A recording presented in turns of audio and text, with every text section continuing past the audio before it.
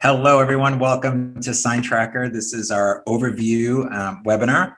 So we're going to go through SignTracker, basically give you sort of the basics on how to use it, but then show you how we used it at our sign shop.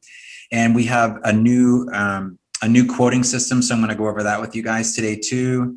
And feel free to ask questions as we're moving along, but I'll try to be as thorough as I can. So I'm going to just minimize this screen so I can see everything. Okay, so I'm sure some of you are in SignTracker already. Some are brand new to SignTracker. So I'll kind of start from the beginning. So when you get to SignTracker, there's different views of your job. So I know that some people really like to use a dashboard. So there is a dashboard. And on the dashboard, you'll get a snapshot of all the different stages of production and how many jobs you have in each stage. And then you can also see where the bottlenecks are. So if you have some jobs that are past due or that due within a week, and as they move through the system, you can follow them here. Also on the dashboard, any job that you're associated with, you can access it from here as well. And then any events that you might have on your calendar. So today, apparently I have a production meeting this morning at 6:30 a.m. that I missed. And then also you can have, whatever's coming up this week. From the dashboard, you can start a new job. You see up here on the right, you can add new people or companies to this, to the contact section, and you can create new calendar events. There's also links to training videos. So if you click this, it'll take us to our YouTube channel. And I do have to update a few of the videos since we just launched the new update with the quoting. But if you go there, they're pretty organized. So you'll have playlists for quoting or job flow or just overview. And then there's some recorded webinars you can watch too. Also, I do webinars every Wednesday. You're always welcome to jump on, even if it's just for part of it. If you have a question or two, starting next week, we're gonna start breaking it down to two webinars a week. We're gonna do Wednesdays and I think Thursdays. Maybe we'll do the Thursday one a little earlier, and we're going to do one. It's the getting started in the overview, and the other one's going to be just completely dedicated to quoting. So, but again, there's videos you can watch. But if you do have time, hold on, guys, a second. One, sorry about that.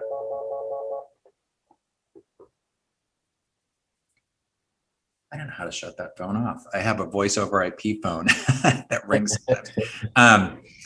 But in any case, okay, so then there's a calendar in SignTracker. And again, the calendar, it's a shared calendar.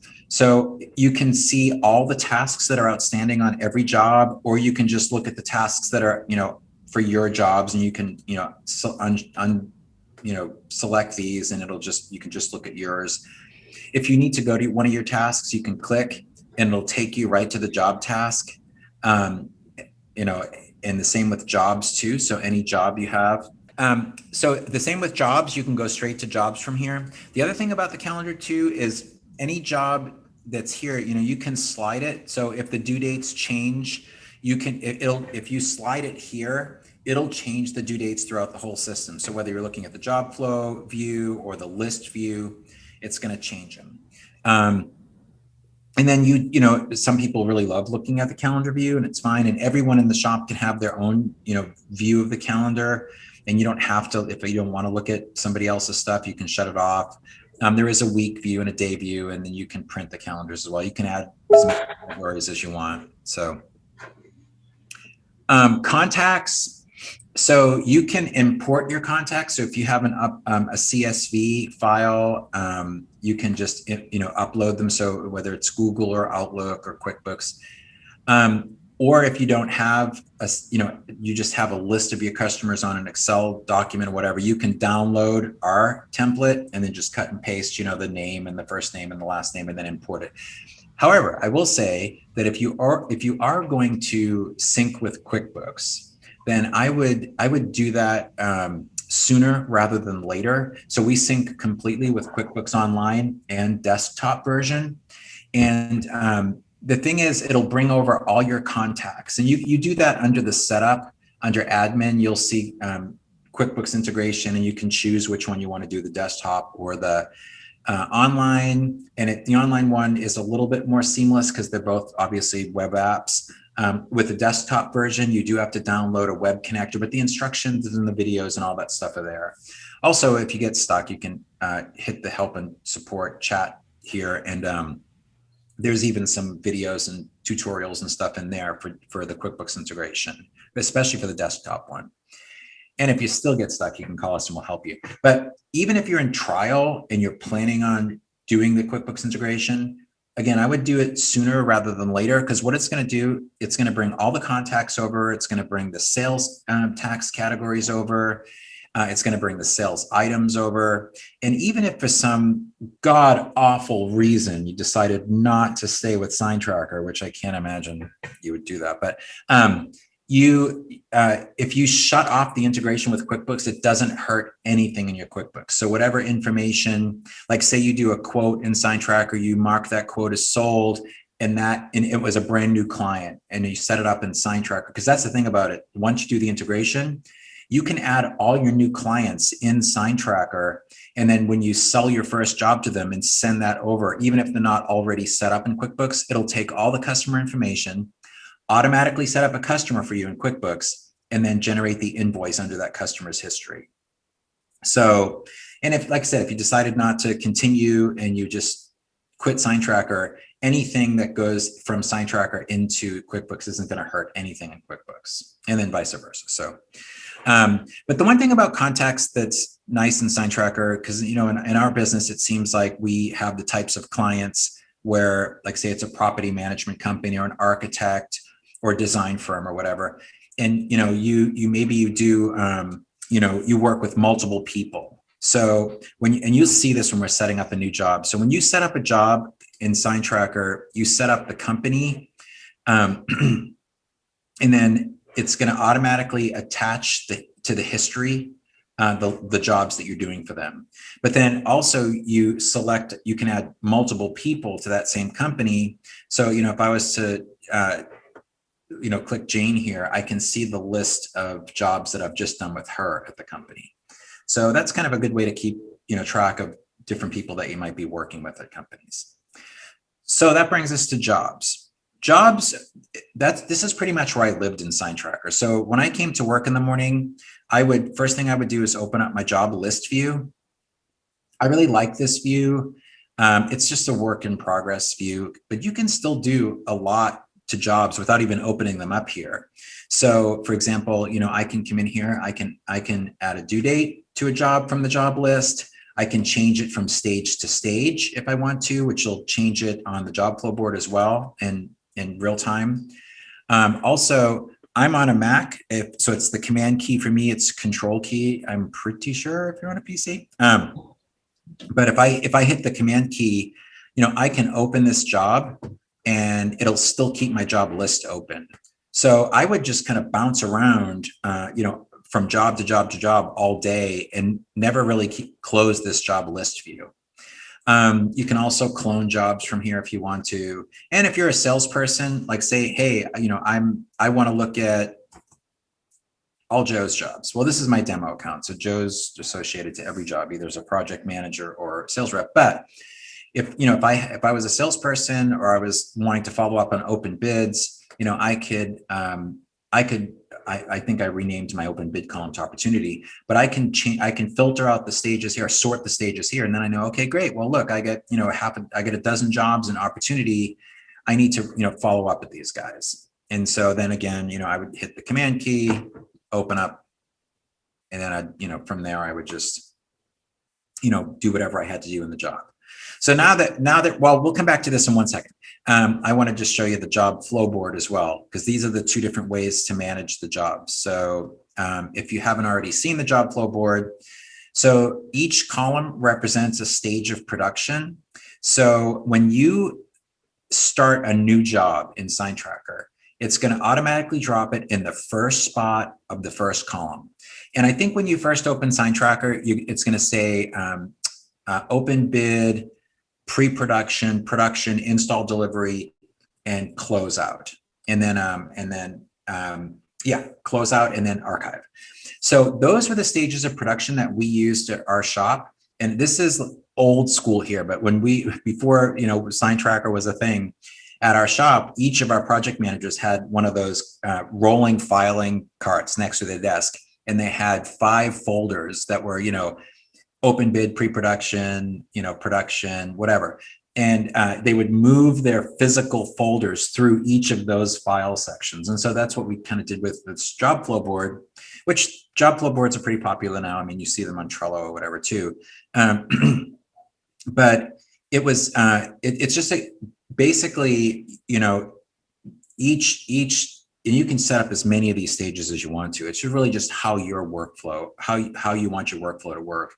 And it's unlimited columns. So, just if you have, some shops love this view and they have a big screen on the wall in their shop and they just, keep it up all day, which is fine. Couple things about the job flow board. It's really meant for managing your priorities based on what is important to you or what resources are available to you. So in this case, let's say the designer, this Facebook job here or whatever, it's a 3-day design project. And this designer is going to be tied up working on this. Well, maybe these 2 are smaller jobs. So it's okay. I'll slide them up. And it could be as simple as like, hey, I'm in production and this America's Best job is, this is my most important client. It's a small job. I'm bumping it up. Or a printer's tied up for 2 days on a big job. So I'm going to outsource these 2 small banners, or I'm going to outsource this set of channel letters. So, and you can, it's really based on client priority, resource availability, and you can kind of decide that and play around with that. Each of these job flow columns you can add as many as you want. Basically just go insert column after, and it's just going to give you a new column. Then you can title it. You can change the names of these just by double clicking on the name, and that's it. Also, if you can see my little arrow cursor, if you just hold it right underneath the name and press down on your mouse, you can drag it to whatever order you want it. So the other thing about the job flow board is you can decide what you want to show up on the job cards. So let's say you want to see the sales rep, you want to know who the project manager is, you want to see what how many tasks are completed or how many open tasks are left on a job, the date the job was created. You can also show full description. And what that is, for example, this one, if it's a really long description, then if you show full description, all of it will show here on the job card. A lot of shops use this. I mean, they just write every note, every description, everything they want on a job, and that's fine if that works for you. It just can make the cards pretty long.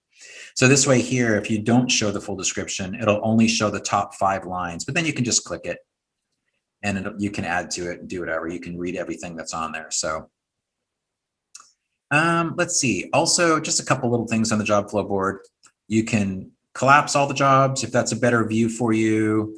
You can actually collapse them and then filter them out too. So let's say you were looking for a job number or job name or even clients. You can type in clients, it'll filter it out that way. So there's your job right there, and you can uncollapse it or whatever. So all right. Let's see, what else do I want to show you on the job flow board? There's just different filters. You can, if you're a person that doesn't want to see the archived, you can close it. But the idea behind the job flow board is to move your jobs through the system. You can kind of track, you can see, oh, well, great, I get 2 tasks out of 21, it's 9% completed. The idea is to get the job all the way down to the closeout stage. And then from here, once the goal is get it in the closeout stage, all the tasks are completed, except for maybe one, collect final balance, and then you can unblock it and move it into archived. In our shop, the accountant was the only person that was allowed to move jobs from closeout to archived. So when we had our production meetings, she would, that was kind of her task to, hey, these have all been paid in full. Or if it was past 30 days or something like that, then she would, get either her or somebody else involved in doing some collections. And you can put these jobs on hold. So I can say, okay, let's say on the closeout stage, I sent the final invoice out on 3/24, and it's going to put this big red border around it. And so now I know that, okay, well, that's when the final invoice was paid. And then you can also mark them as ready for next stage. So say if I was the designer and this job was done, I could say it's ready for next stage. And then the person that's doing the quoting, okay, I got to drag that over. So that's the idea of that. So the job flow board for, like I said, some shops just love it. This is what they live on. For me at our shop, we would use the job flow board for production meetings. And so we would have a production meeting Monday after lunch, and it was like literally the mother of all production meetings. We would go through every single job card and really look at what's going on with tasks. Why aren't they getting completed? Why is this one still on hold? What's happening with the permit? So we would just go through each job, and there would be dozens and dozens of jobs, so it took a while. It was our big meeting, and we did that Monday after lunch. And then it would give us a little bit of time left on Monday, all day Tuesday, all day Wednesday, and then Thursday morning, we would have what we called kind of a stand-up meeting. So we wouldn't necessarily go through every job card, but would look at, if something was past due or something was just stuck, we'd kind of talk about that, and then that would give us the rest of the day, Thursday and Friday, to finish out the week. So anyway, so that's the job flow board. Yeah, it's pretty flexible. And again, when you start a brand new job, it's going to land here in the first spot. And so I will say one thing too about, I named this opportunity. The reason why I named it opportunity, because a lot of shops that I've talked to said, well, it's not really a job yet. And it's true, it's not a sole job, but if someone calls and you have an opportunity to quote on a project, especially in the sign business, I think this just things that you have to do to it before you can even present a quote to the client. I mean, unless it's just a straight up, someone calls in and you always charge $200 for, a 4x8 banner or whatever. But for the most part, things you need to collect artwork, or you need to, a logo, or you need to do things. So that's why, in SignTracker, you'll always start a new job. And, if you don't get the job, that's okay. Just archive it. It's not going to really take up storage space. And you never know if the person calls you back in a few months and says, oh man, I bought a banner from the other schmuck down the road and never doing that again. I'm going to go with you every single time. So you have all their information, you have their logo already, and you can just either unarchive it or clone it, go to the archives, find the job that you didn't get, clone it, and then you can start a new job. Okay, so let's go into one of these jobs now. So I'm going to close out of the job flow board, and now we're in a job. So, and it's in the opportunities column. I'm going to just press edit so you guys don't have to suffer through me typing really slow.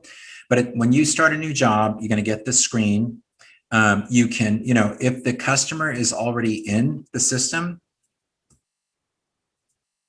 they'll show up here, and you'll just select it, like SAI, for example, and it's going to automatically fill everything in. If it's a new customer, you can go ahead and click add new company and then fill in all their information, and it's going to automatically set it up in the contact section, and then it's going to automatically tag this job to the customer's history. And then when it comes to contacts, now you can also add a contact. So if I go add client contact, hit here, and as long as you have a bunch of names, it's gonna go ahead and you can select it. It's gonna put their information in, and then you can select whatever the job type is, if it's a product or a service job, and that just shows up different on the calendar. If you know who's going to manage the project, who is the client contact, who's selling the project to the client. If you know a due date at this point, that's great. You can assign it a due date. If you don't, that's okay too. And location, job location, if the customer is just picking it up or to be determined, or if you know the address where it's going, or if you're shipping it somewhere or whatever, you can put that in here. So then you save your changes, and then it brings you to this client screen. And from here, you can, I could click here to her contact information. I can click here and it's going to launch my email browser. I could send an email. You do have a description of the job here. And you can print this page, if you wanted to too. Also from here inside this, so this is the job card. So what you saw on the job flow board, this is it, just expanded. And the same with the job list. This is it, just expanded. And so it's going to start keeping an activity log. So if whoever edited the job, or if I moved it from stage to stage, or who put it on hold. And from here, you can do a lot of stuff too. So I can put jobs on hold from here. So I could say, pending logo. Okay. So now it's there. And so now, just like on the job flow board, it draws the big red box around it. If I went to the job flow board and looked at this job right now, you're going to see a big red box around it. So it feeds through the system. We can unblock that. And then you can also move jobs from stage to stage here if you want to, just like on the job list, and it'll move the job card on the job flow board. You can also do due dates here too. So let's say we have a due date on this job of April 15th. All right. Now you can, as you're setting your jobs up, you can also have tasks that are assigned to different people in the shop. So basically how this works is, and I'm going to go back to my list view for a second, and I'm going to go to my task list. So I'm going to open that screen, because this was the other screen that I kept open pretty much all day. And I would bounce back and forth from this one to the list view, and it kind of kept me on track. I could see everything I had to do in the course of a day.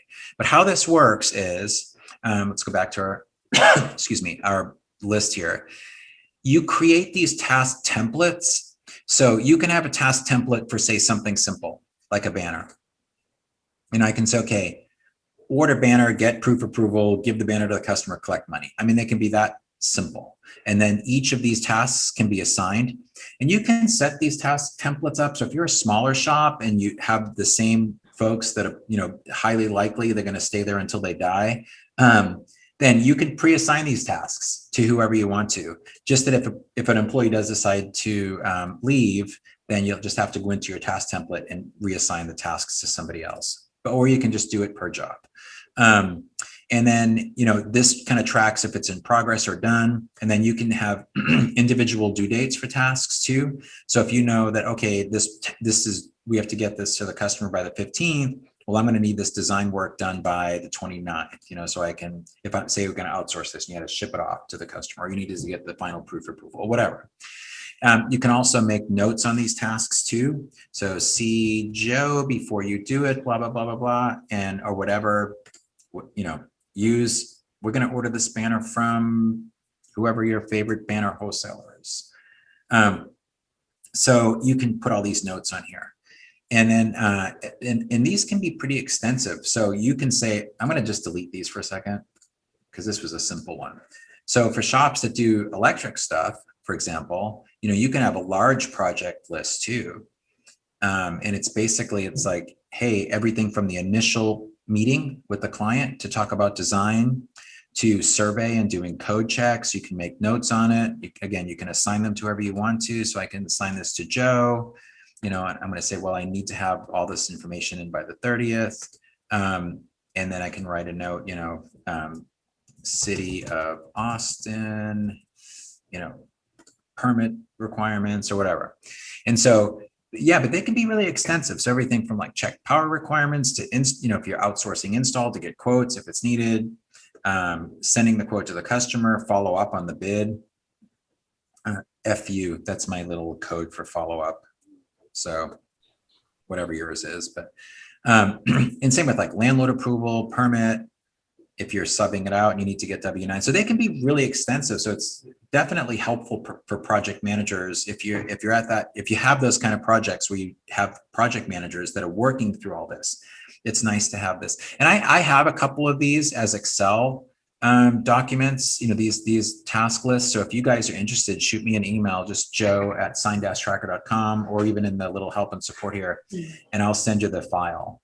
And I have some of the simpler ones, but some of these bigger ones I have too.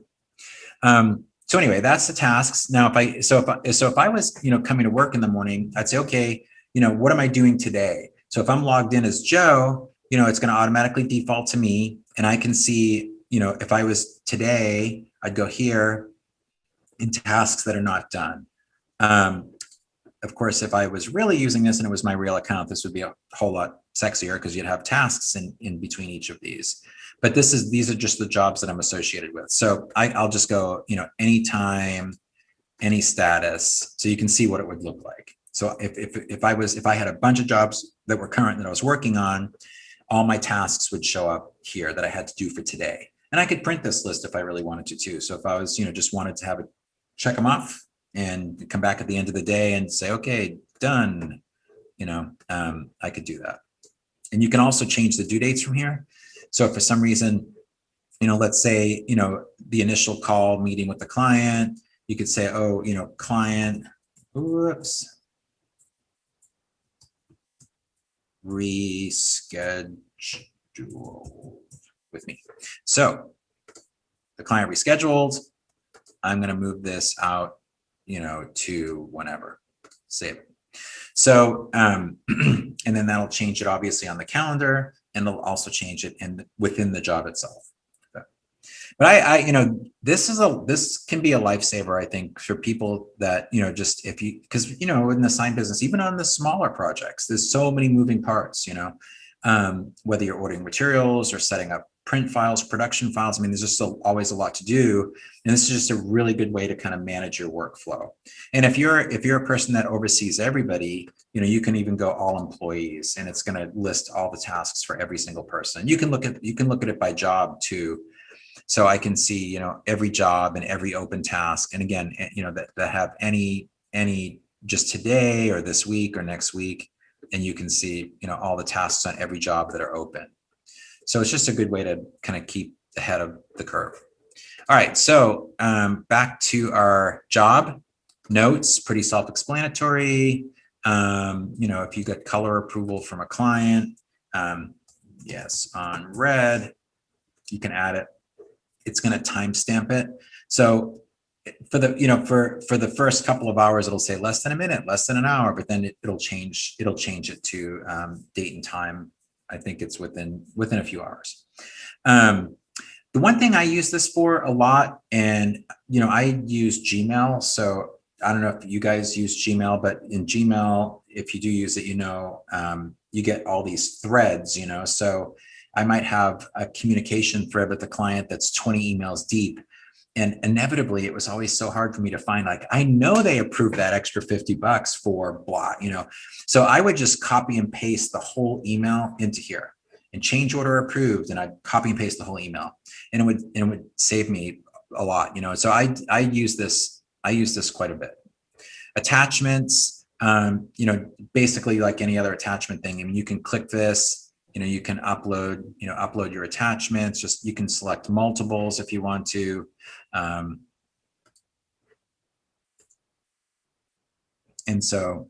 then you can also view it. You can also double click on the name, by the way, and change it. So I could say, okay, this is a Joe JPEG, change the name. I can say download. Hey, who's that handsome fella? So, and then you can, from here, if you're, I'm using Chrome, so from here you can, you can download it or print it or whatever. So, okay. So before we get into the contract, and this is, if you've watched some of the videos on our YouTube channel, I'm going to remake all those videos. We just went live with this. And so I'm probably going to be working on the videos this week and next week, and redo all the quoting ones. So you might not have seen this if you're not in a working trial yet. I mean, it's still very similar on the setup. So it's not like it's not too far off. But so basically, you can do a couple different things. You can click, if it's just a quick little thing, you can go here to contract, new contract, and it's going to basically open up a worksheet. Or if you have to do multiple signs on one project, you can just start off at the worksheet place. So basically, how the quoting works in SignTracker is it's template driven. And in this videos you can watch with the setup on that. So under the if you're here and go to setup quoting, you can, it'll kind of walk you, you'll see it with his quoting items and quoting worksheets, and the videos will walk you through it. And I'll talk a little bit about that in a few minutes. But basically, you have items that are materials, which are just raw materials, labor items, or formula items. And formula items are things like, $5 a square foot for a banner, $10 an upright inch for a basic channel letter. So whatever those formula prices are. And I know some sign shops strictly do straight material, straight labor, and then some sign shops do a lot of formula pricing. So we made it so that you can do either one. And how those work are, so you have these templates that you build. First, I can say, okay, I just want to do a new worksheet and I just want it to be blank. So all this does is it makes a copy of your master template. And somehow in my master template, I must have added this item 2-inch foam. So I'll have to get rid of that. But anyway, basically it's going to look like this, where it's just blank. So you can come in here and you can select anything you want from your material list that you enter in, and it's going to have your markup. And on materials, you'll see when you edit your material list, you can also add additional markup in your material list, and you'll see that on the video too, to cover things like waste. But this here is for profit. So if you say, well, hey, I charge minimum of a 50% markup on all my material costs. And it's probably even more than that, but let's say it's always a minimum of 50. When you set your master template up, you can set that minimum up. Also, when you are setting up materials, that part where it says, waste, each individual material, when you're setting it up, you can add an additional markup, not just for waste. I know some sign shops, like rolls of vinyl, for example, they say, I've been told, hey, Joe, before I even quote it in a job and mark it up in a job, I mark all my vinyl up like 100%. So good for you. But in any case, and then you can always delete items too. You can add items. Labor, same thing. If you have a minimum of 50%, some sign shops like to set their labor rates up, what they charge the customer. Hey, we have a $150, an hour field rate, or a $90 an hour shop rate. And that's it. We only have 2 rates. I think I have a lot of different labor rates I put in here for design and production and router time and different bucket truck rates and stuff. There's not that many of them though. There's only like 25. So when you're in the labor setup section, you can delete what doesn't apply to you, edit the ones that do, and yeah, it shouldn't take that long. And I'll show you that in a minute. Formula items, same thing. So again, formula items are going to be your, different banner per square foot, channel letters per upright inch, whatever your substrates are. So that when you use a worksheet that's just a blank one, this is what you're going to get. And you can just type anything in on the fly. Let's say, matter of fact, you set up these item categories in the master template. And if you need help, we're definitely here to help. But these item categories, you choose, what do you want to show up? This is item, and this is, oh yeah, here we go. So this is considered an item category, and you choose what you want to show up in the drop-down menus, material, labor, or formula items. And then again, you choose your individual markup.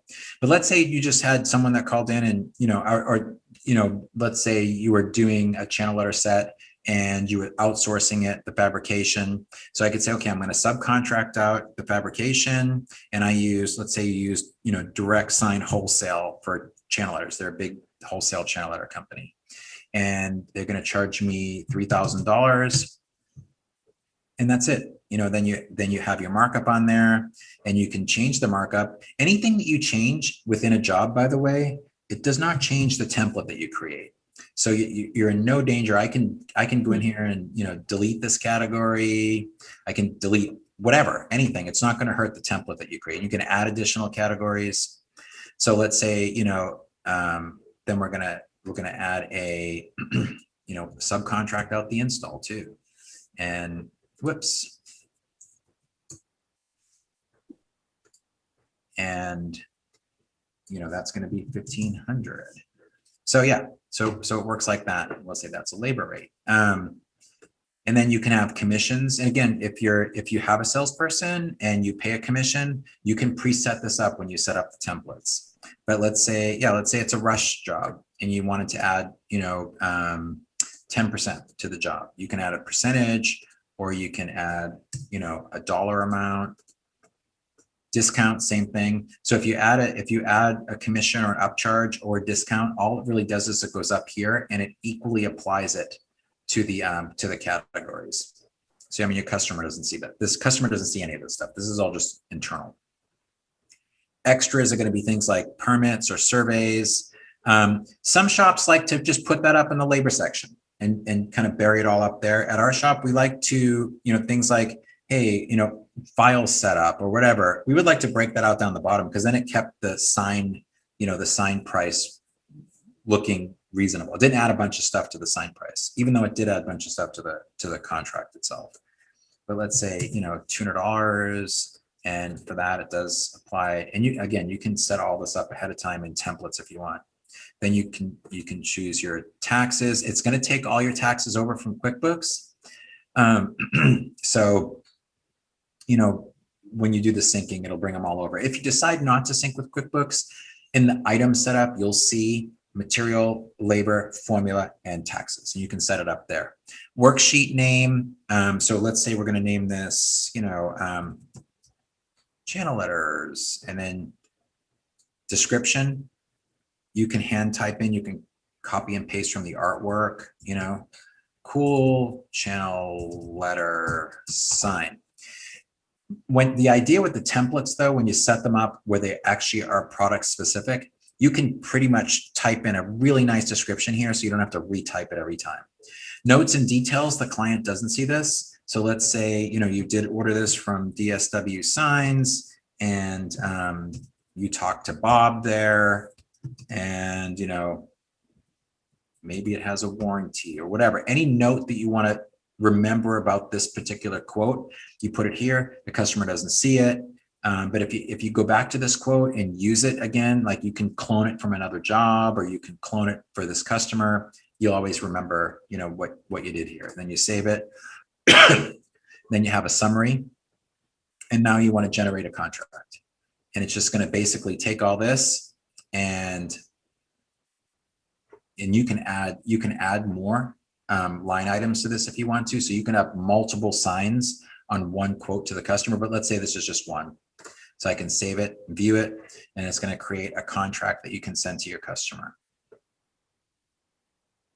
And then for right now, you do have to just download this as a PDF and email it to the customer. And so in our development funnel, we are eventually going to have a customer approval portal. But for right now, you have to download it, attach an email with the drawings and send it that way. And you can also edit this too. So let's edit this for a sec. Now what we could do, let's say they said, oh, we want to add a pylon panel to this. Okay, so a couple of things you can do. This is where the templates are great. So let's say you have a template and you have all these different, types of templates that you can build. We're just going to use a simple one. So 4x8 banner, it's going to open it up. It's already pre-built out, and then it has, assembly time. You can add, an item on the fly. Again, it's not going to hurt the template. So let's say, it needed some design production cleanup, and that was going to be 2 hours. And you already have, I already pre-built in an art setup fee on this one. So let's say we don't need that for that. And then again, we can add our taxes and it already has all the description and you can edit this and say art cleanup. Again, more notes if you needed it, save it. So now you have 2 different line items on this contract. And the other way to add another line item is if let's say, either you just use a blank template, you use one from the pre-created templates, your pre-created product templates, or you can also go to an existing worksheet. So I can come in here and say, okay, here are the 2 quotes that I have on this job. Let's say they wanted 3 different quotes on banners. Instead of starting from scratch, I can just clone this one, make any little adjustments I want, and then there's another line item. Or I can go to old jobs and I can come in and say, I did a quote on this type of job, floor graphics last year for this client. And you can find it by job name, job number, client name, whatever. And then you can clone it. And then all it did now was it it made a copy of it from whatever job you pulled it from. You can save it and you can close these worksheets. And now it added another one. And the reason why it has this little warning thing here, it's probably because this is a really old quote for me. And at one time I had this synced up with an old desktop version of QuickBooks. And so it's looking for the taxes there. So you won't get that error, especially if you're starting scratch with SignTracker. So, but again, so you can add quotes by, using a blank template, using a created template, or using jobs, quotes you've done from other jobs. But again, you save it, and then you view it. Here it is. You can also show itemization too. Some sign shops really like to do this. Most don't. But if you do a lot of service work, especially, it's good. So you can have the description would show up here. Would say, we fixed your old broken down monument sign because you were too cheap to buy a new one, and here are the materials we used. So, and then the customer can see, okay, great. I used power supply, 10 lamps, paint, whatever. Or you can hide itemization. You don't have to see it. So once this job, by the way, is, if you approve it, let's say the customer approves it, signs off on it, you can mark this as, right now it's pending approval. You can mark as approved. And so what's going to happen here is another link is going to show up that says create invoice. My demo account's not, I don't have it synced up with QuickBooks, but it's going to say create invoice. And if you click it, it's going to open up a little pop-up window that's going to allow you to match each of these lines to a sales category in QuickBooks, and then you just click generate invoice. So if it's a brand new customer, all the information is going to go over, all the job information, all the details are going to go over, and it's going to match each line item to whatever sales category you have in QuickBooks. Some people have like 10 billion sales categories in QuickBooks. I'm not really sure why, but it seems like most sign shops have like, electric sign, commercial sign, service job, and that's about it. So you can just match it if you wanted to kind of pull a report up in QuickBooks to see the different types of projects you do. But again, if it's a new customer, it's going to generate the customer automatically and generate the invoice automatically. So the other thing in SignTracker are forms, and there is a lot of them. So I always just encourage people to go through these. There's all different types of work orders. There's all different kinds of client related forms like change order approval forms and client dig releases. There's project management forms. So whether you're getting landlord approval or shipping labels or, whatever, there's a bunch of survey forms in here too. So, I mean, I would just encourage people, to open these up and, like, for example, I think this is a simple one, but if you're going out to do a linear frontage survey, it's going to just a place to take notes, and so, and then once you're done with it, you submit it. And it will basically, this is just a bank of forms. So once you submit it, it's going to drive this to the top. These are the completed forms. I will say one thing though, and I think Adobe is actually working on a new way of doing this on the browser. It doesn't, if you fill it out on the browser, you can print it, you can save it as, and then download it to your desktop, and then either attach it here, or if you download it blank to your desktop on your computer, fill it out there, then hit submit and then upload it, it'll save all the data. But right now, if you just fill it out on your browser and then submit it, it's going to wipe it clean. So before you spend all this time putting all this really cool information in a form, then hit save it, and then it doesn't save, and then you call Joe and say, I'm pre-warning you. So again, we're investigating to see if Adobe does update that, but it works fine. If you download it to your computer, fill it out there, hit that submit button, it's going to just do this exact same thing. It's going to drive it right to here. And again, if you want to fill it out on your browser, you can, and then you just have to save it and download it and then reattach it. So anyway, and then also there are templates. A lot of sign shops have these already, but we kind of thought it's just a bonus thing we put in here. So there's a lot of them, and I just encourage you to take a look at them, especially if you do like some channel errors. You know, there's all kinds of LED ones and stuff. And these are all vector drawings. Everything was created in Adobe Illustrator and then saved with the vectorized, with the vectorization preserved, and the text is live text. So if you open them in, you know, Illustrator, well, if you open them in Illustrator, it's great. But I think if you open them in Flexi, you're not going to have any problem with them, or Corel or whatever you use. I guess that's the only three. So, all right. And let's see. What else do I want to share with you guys? I guess I'll take a really quick look over here at the quoting setup. And again, you know, if you go to the YouTube channel, there is a recorded webinar that's about 20-30 minutes long that goes through, you know, all the setup stuff. And then there's a bunch of smaller videos too that you can watch, like how to add a material, how to set up a template. So basically, just to show you really quick what it looks like, you have material items, labor items, formula items, and then your taxes. And again, if you sync with QuickBooks, this will all come over from QuickBooks. These items feed into these worksheet templates. So the worksheet templates are, again, you have your master template, and your master template, the idea, I'm going to get rid of this while I'm here. The master template, the idea here is you're setting up these item categories, right? So you want to set these up. I think right now when you first open SignTracker, it says sign, it says labor. But I like having one for materials where only materials show up. I like having one for labor where labor shows up, and formula, you know. So get your item category set up. I added the special order item. I added subcontract item. Put your standard markups in there. You can add categories just by clicking this add category.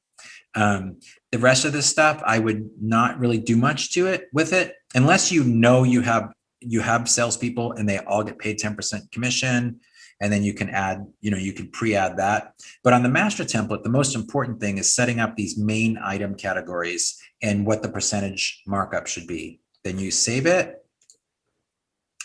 And then it's just going to give you this little review thing. But so now we go back to our worksheet templates. And so you can add template categories. So banners, channel letters, commercial, cores. We have a client that does, he's a beer sign guy. That's all he does. And they just work with beer distributors. And so he was going to set up all his categories as, you know, cores, Sam Adams or whatever. And then underneath there, he was going to build the sign templates out for each sign type. And so when he did quotes inside of a job, it was just easy for him. Pick this one, pick this one, pick this one, do the contract, go. But anyway, if, you know, I would suggest you watch the videos on getting this stuff set up, and the same with like the quoting items. You know, there's not that many, especially like the labor rates. I don't even think there's 26. So I would go through and just delete the ones that don't apply to you, edit the ones that do, add some new ones that maybe I don't have here. If you don't want to have any of these, you can hide them, just hide pre-populated items, and you can always unhide them if you really wanted to take a look at them. So, but some shops you can set up a shop rate, you can set up a router rate, you can set up my printer rate, whatever you can set up a rate for each machine. So whatever your rates are, they can be here. If you have different crews that work in crane trucks or go out and do just surveys for vinyl work and on a ladder, whatever, you can set up all your different rates. And then again, formula items are going to be square foot. We have print shops that are using SignTracker. So if there's a business card, where it's like, hey, from 500 business cards to 1,000, it's 5 cents a card. And basically, I'll just show you that really fast. So that's a difference with formula items. So you set them up, you can set up, whatever the item is, whatever category you want it to be in, substrate, print category, banner category. Then you set up your unit price, and you're going to have it be per square foot. But then you can also set up this tiered pricing too. So I can say if it's 100 square feet and up, it's 10% off. So 90% of the original price. 200 and up, 85. I mean, so you can add as many different tiers as you want. Okay. So I think that's pretty much, there's some reports that you can look at too. They're for pipeline reports, work in progress, job summary, job history. And then, everything else is under setup. So settings, when you're in settings, you can upload your logo, set up your time zones, pick your currencies. For your contracts, you can name your contract anything you want: sign bid, sign invoice, sign agreement, whatever. You can set up default deposit amounts. You can make, edit this terms page any way you want. You can, adjust your logo size once you get it imported. Your task templates are here. And again, there's little videos on our YouTube channel on how to get all this stuff set up. So, and I would say if you're adding your team to SignTracker, there's one thing you just have to remember is it's a kind of a two-stage process. Like I wanted to add somebody new, I add them here, and then you save it. And then once you add them, they're going to show up and it'll say, employee, whatever, but does without an account. And so then you'll click on it and then you can add, add user account. So this is where you, add their username, add their email address. You can give permissions. Like, I don't want this person, this person's not going to be doing any, well, if they're just a staff person, they can't do the QuickBooks integration or set up your account, credit card, or anything like that anyway. But you can also choose if you don't want them to see any of the quotes, any of the contracts that you send to the customers, or any of the report features. You can shut that stuff off. So, and you can, send confirmation instructions for them or whatever. But all that said, we are here to help as well. So if you use this little chat tool here, myself, Brooke, Garrett, we try to be pretty active on this chat tool. You can also call us, and our 866 numbers on our website. If you've received any emails from me, I usually have my cell phone on there, and we try to be pretty available. So, all right, well, then I'll say that's a wrap. I really appreciate you guys spending some time with Brooke and I. And we're here to help. So definitely, like I said, hit us up and we'll do our best to walk you through whatever you need. All right. Sounds good. Y'all have a wonderful day. Take care. Yes, you too. Thank you, Jesse. See you later. Bye, Thank Nicole. You. Bye, Leonard. Bye, Brooke. Talk to you later. Bye. Thanks for watching. And make sure to subscribe to our YouTube channel, where we'll be posting updated videos on a regular basis. And if you have any questions or suggestions, we'd love to hear from you through our chat tool found in the app. Thanks again. Have a great day.